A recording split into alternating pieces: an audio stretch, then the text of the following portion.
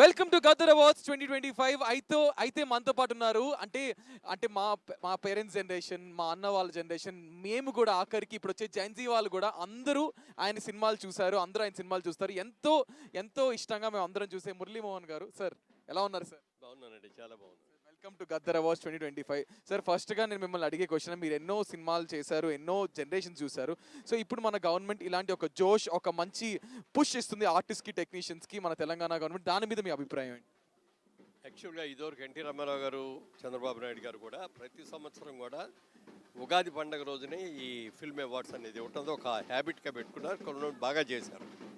తర్వాత అది కూడా మళ్ళీ లేట్ అయిపోయింది. ఇప్పుడు దాదాపుగా 7-8 సంవత్సరాలు బట్టి ఆంధ్రప్రదేశ్లో లేదు.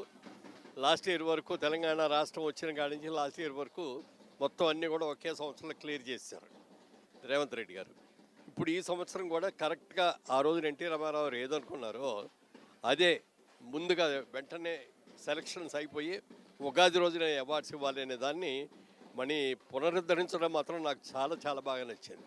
ఎందుకంటే ఎవ్రీ ఇయర్ ఇలాగే ఉగాది రోజున సినిమా పండగ జరగాలి. ఒక పండగలా, ఒక అందరినీ సినిమాలో పంచిన అందరూ కలిసిన రోజు ఇది. అవును, అది ఇదివరకు నుంచి కూడా అలాగే జరుగుతుంది. ఇప్పుడు కూడా అలా జరగాలని కోరుకుంటున్నా. ఇదే సందర్భంగా నేను ముఖ్యమంత్రి గారికి నా విన్నపం ఏమిటంటే, సినిమాల్ని తెలంగాణ గద్దర్ అవార్డ్స్ అని స్టార్ట్ చేశారు, వెరీ గుడ్. అలాగే నాటకాలు ఇదివరకు నాటకాలు కూడా ఇచ్చాం ఆంధ్రప్రదేశ్లో నంది అవార్డ్స్లో. అలాగే టీవీ అవార్డ్స్ ఇచ్చాం.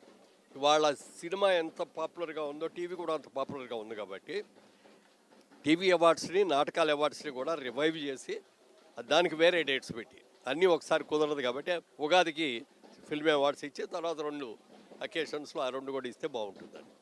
Thank you so much sir. Me advice చాలా పాజిటివ్గా తీసుకుంటాను అనుకుంటున్నాను. Thank you so much sir. Thank you.